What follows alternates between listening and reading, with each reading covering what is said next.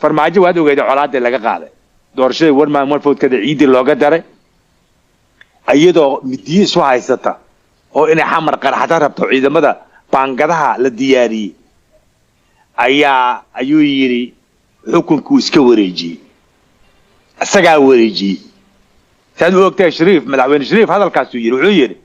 qeyr wuxuu ugu jariyo farmaajo iska wareejiyay la hadii kale waxa dhacay lama oga dad baad diyaarsana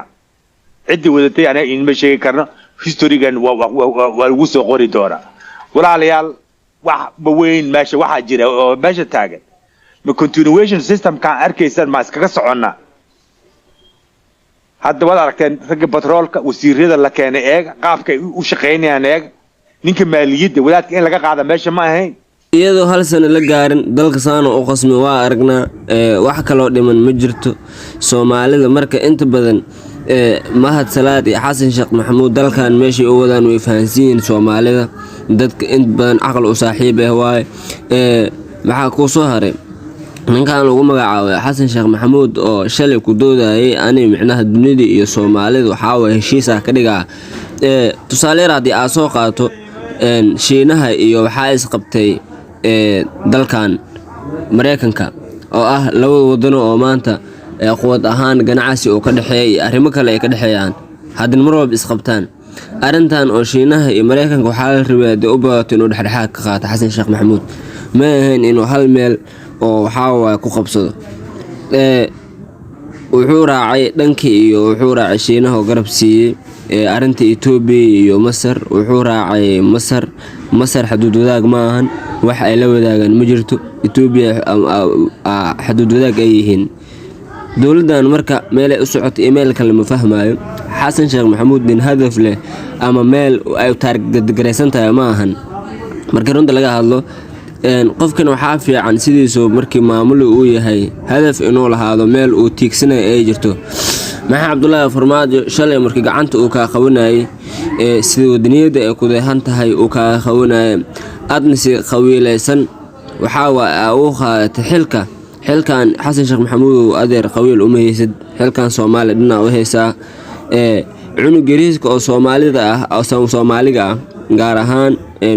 muwaadinka wuxuu xaq u leeyahay inuu helo xaqiisa dadka dhahayo taageerayaasha Maxamed Cabdullaahi Farmaajo wax badan ka qaldan maxay wax ka qaldan hadii su'aal aadin weydiiyo yacni ana waxa aragnay wadaniyad shanta sano Maxamed Cabdullaahi Farmaajo uu hayay waxa aragnay hooska waxa wadanimada iyo wadan jaceelka nugul beeray maahan anaga ma arkin meel qawiil isku tarbiyay ama qawiil isku carbiyay marka taas waxa daliil u ah in waxa dadkaas ay wadaniin yihiin maxaa qulubtooda dhan hal mid ka dhigay hadii aa weydiisid dad taageero ah Maxamed Cabdullaahi Farmaajo dhamaantooda hal su'aal daa weydiisid si isku mid ay wada jawaabayaan yacni ninkan shacabku wax lacag ay ma siinin shacabka kun wax uu qeybay ma jirto shacabka inuu soo banaan baxa oo hal meel imaado inuu dhahay $7 ama $6 oo aruuriyo ma jirto iyaga iskooda qalbiyadooda ka soo helay ninkan inay taageeraan oo taageero u muujiyaan ma jirto cid ku qasbtay qori inay qaadato dhahday niyow idinku waxa mudantii ninkan ina taageero u muujisiin cid dhahday ma jirto Soomaalida marka waxay sheegtay wax baa ka jiray ama oo waxa la fiirinaa dadkan oo Soomaalida gaar ahaan shacabka ama la fiirinaa fikirkooda oo leeyahay niyow alle dadkan way saxiin ama khaldiyiin ama loo galgar qaadaa hadii aysan qaataan jirin waxa filinaysiina marka kacdoon shacab wax loo yaqaan cidul bin waa ogtaatan mid oo meeshan ku ekaaneys ma ahan sida aniga aaminsanahay waxa aaminsanahay wax walba inay noqon karaan sida la rabay hadii ay shacabka dadaalaan dagaalkan marka ilaa intuu socon karaa marka dagaalkan wuxuu socon karaa ilaa anaga ka helno xaqeena cadaalad la helo wadankan si isku mid ah loo wada shaqeysto dad qarad waxa la yaabaa Soomaali joogo inay ka hibsoocayeen yani siyaasadda Soomaaliya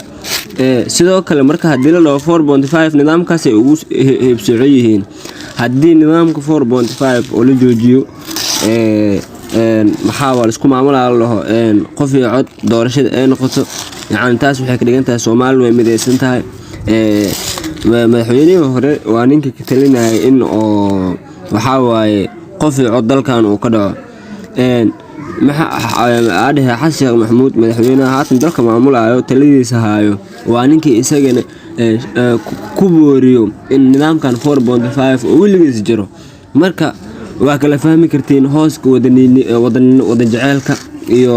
hooska oo qabiil jaceelka marka Soomaalida marka waxaa waaye dadka oo isku maleeyo inay yihiin dadka waaweynka ah macnaha ama dalkan xilal sarsare ka haayo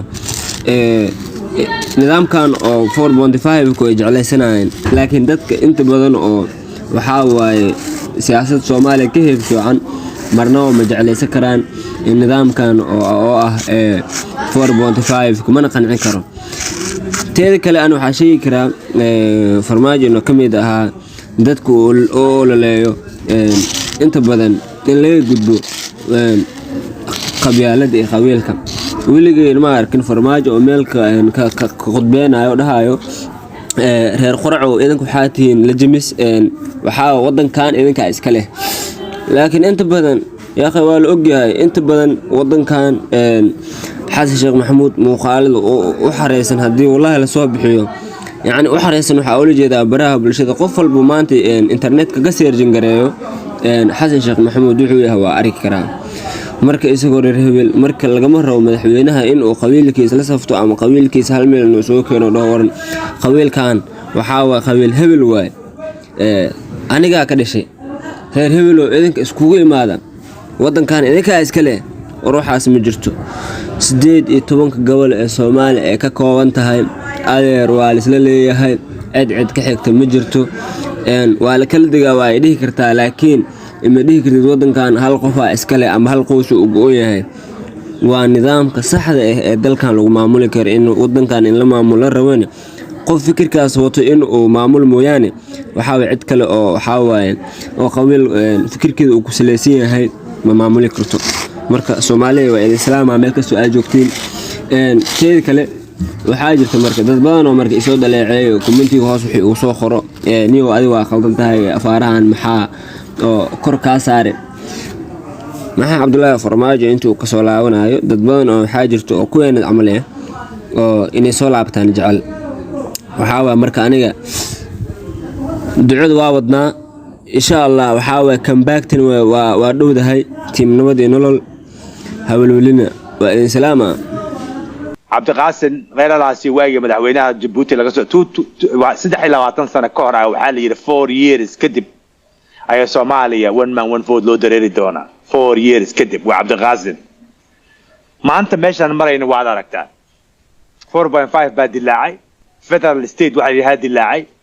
wax aadan garanayn oo moving target on ceyrsanayna jiro aan weligeen bagaaraynin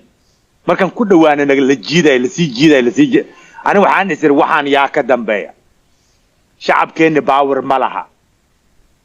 بنتلان عدا يجعشها معنا دوراني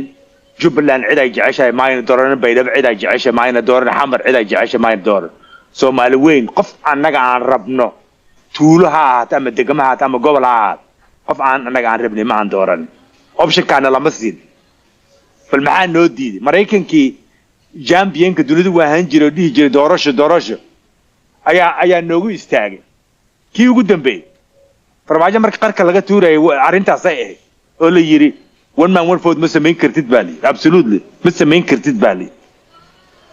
walaalayaal arintan waan aragnaa malaha dabeel caafimaad baa soo socota Xasan Sheekhna waa continuation of the system kaas baanam leska oo endless ko iska socdo sidii baabuur wuxuu yaani garan my system kan taariikhdna male gool male meeshu aada lama yaqaan nimanka xalna mar u yeera farmaajo dhibay mid fire garay ku jaqjaqlay yiri xamar baa meeshan laga xukuma we are master of our own meelaha noo soo mamarinayo waxba aan noo sheegin farmaajo waad ogeeyay colaad laga qaaday doorashada war ma vote kada ciidi looga daray ayadoo midii soo haysata oo inay xamar qaraxda rabto ciidamada baangadaha la diyaariyay ayuu yiri xukunku iska wareejiyay asaga wareejiyay